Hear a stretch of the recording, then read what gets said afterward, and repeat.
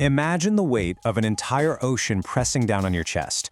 You're in a place where light has literally never existed, and every single breath you take is strictly rationed. Today, in this explainer, we're diving into the ultimate test of human psychology and survival, the indifference of the deep, anatomy of a near miss. We're heading deep underground to see exactly what happens when a world-class diver enters one of America's absolute most dangerous underwater caves, and a single microscopic error turns a routine expedition into a terrifying fight for survival. Listen to the sound of your own heavy breathing through a regulator, in and out. Now picture the beam of your flashlight suddenly getting completely swallowed by an impenetrable wall of absolute blackness. Quote, 300 feet below the surface, one wrong kick erased the only way home. Every passing second underwater from this exact moment forward brings our diver closer to never seeing daylight again. Because the question here isn't really about diving, right? It's about whether he can find the way out before his air completely runs out. Part 1. The Mount Everest of diving. So to really grasp the sheer terror of that moment in the dark, we actually need to pull back to the surface for a second. Eagle's Nest Sink. It's calm and crystal clear on the surface, but a deadly labyrinth below. And the contrast here is just incredibly deceptive. I mean, if you stand on the banks of this sinkhole in central Florida, all you see are these beautiful towering cypress trees. You see water that's perfectly calm and peaceful. But hiding just beneath that deceptive tranquility is a deadly maze. Hundreds of feet down lies an enormous underwater cave system, packed with narrow tunnels, sudden vertical drops, and just zero natural light. It's an environment actively working against human survival. And honestly, just to even enter this environment requires a massive arsenal of survival gear. We're talking twin tanks, stage bottles, backup lights, primary reel, safety reels, cutting tools, dive computers, the whole shebang. 34-year-old Mark Reynolds and his dive partner Chris Walker are elite. I mean, Mark has advanced cave certifications and literally hundreds of technical dives under his belt. Yet they still need every single piece of this highly specialized gear just to stay alive down there. This isn't your weekend casual swim. It is a meticulously planned life support mission. Now, the primary rule between Mark and Chris is totally ironclad. No summit is worth dying for. If anything feels even slightly off, they turn around immediately. You know, you can never, ever lose your respect for the cave, mainly because the cave simply does not care about your resume. Part 2. Into the darkness. So with their gear checked and their rule established, they slip beneath the water. The familiar sounds of the forest just vanish, replaced only by the rhythmic bubbling of their exhaust valves. They begin this really slow, methodical descent. The bright sunlight rapidly fades into a deep, heavy blue until they hit 150 feet. 150.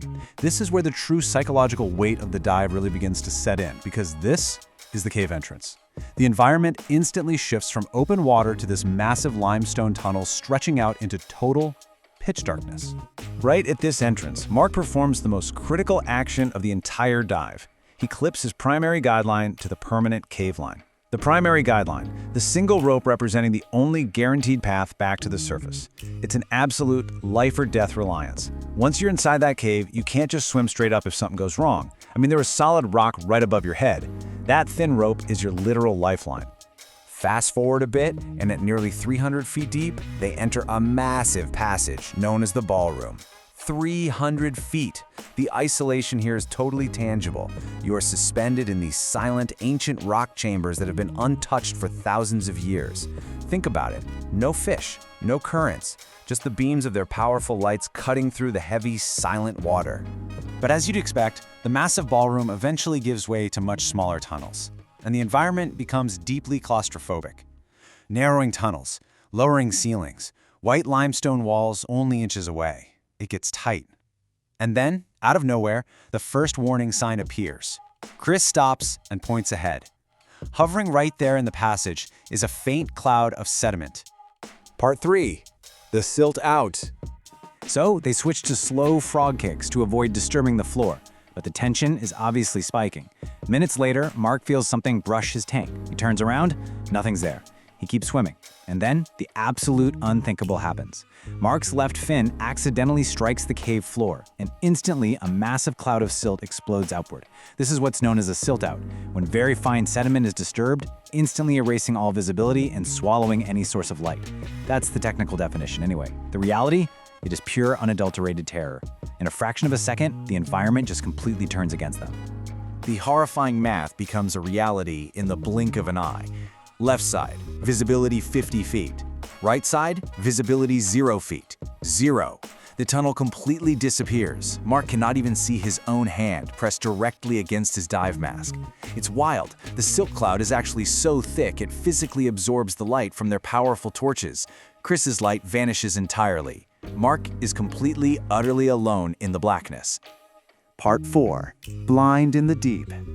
Mark immediately reaches out for the guideline, but his hand grasps nothing but empty water. The line is gone. He is blind, deep underground, and he's running on a limited gas supply. His heart starts racing violently. When you feel like you're suffocating in the dark, every single instinct in your body screams at you to just thrash and flee. But Mark forces himself to execute his strict survival protocol.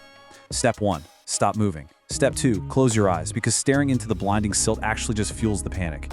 Step 3. Count to 10 to get your heart rate back under control. And Step 4. Sweep hands slowly.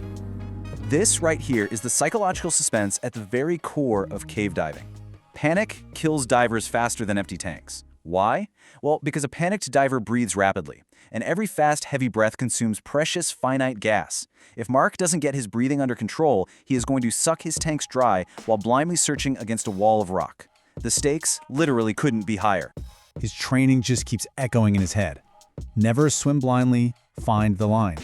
Mark carefully moves one hand along the abrasive cave wall. Every second stretches out into what feels like agonizing hours. He feels rock, then more rock, nothing else. He searches and searches until finally his glove brushes against something incredibly thin. A rope, the guideline.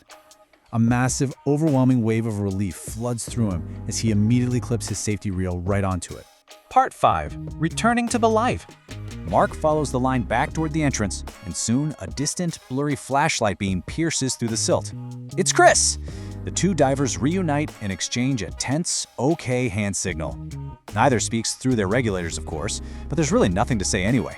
But hey, this explainer isn't over just yet, because as they soon realize, the fight for survival hasn't ended. In extreme environments, threats love to compound. First, Mark notices tiny bubbles collecting on the ceiling. It's a leaking hose increasing his gas loss, which forces this incredibly tense switch to his backup regulator. Then, halfway back, they find their permanent guideline buried beneath fallen limestone from a recent cave collapse. They have to methodically deploy a backup reel just to bridge the damaged section. One fatal error here? Just one sloppy knot, and they're completely lost again. Finally, a faint blue glow appears ahead. Natural light. But they can't just rush to the surface. They must endure agonizingly slow decompression stops. 100 feet, 60 feet, 30 feet. 30 feet is the last one. They just have to hang there in the water, safely releasing dissolved gases from their bloodstreams, all while their exhausted bodies are absolutely screaming for the surface. And then, breaking this surface, natural light, the taste of fresh air. They emerge into the bright daylight and finally pull off their regulators. The taste of that fresh air is just overwhelming. They are back on shore, back in the peaceful forest we saw at the very beginning of the dive. But there's no cheering, no big celebration, just an exhausted, profound silence. People often think these underwater caves are malicious, like they are actively trying to kill you. But the truth? They're completely indifferent. The danger begins the moment we forget to respect them. The cave isn't evil. It is simply an environment where the laws of physics are absolute, and quite frankly, mistakes are not forgiven. So I really want to pose this directly to you. Put yourself in Mark's fins for a second. If you are plunged into total darkness, 300 feet underwater, with your air running out, would your training override your panic? It's a terrifying psychological demand, isn't it? It requires a level of emotional control that very, very few humans truly possess. Weeks later, Mark actually did return to diving, but he carried a new understanding of that razor-thin line between expertise and disaster. Down there, confidence is earned, but overconfidence is what never comes back to the surface. Thank you for joining me for this explainer. Keep questioning, keep learning, and I'll see you next time.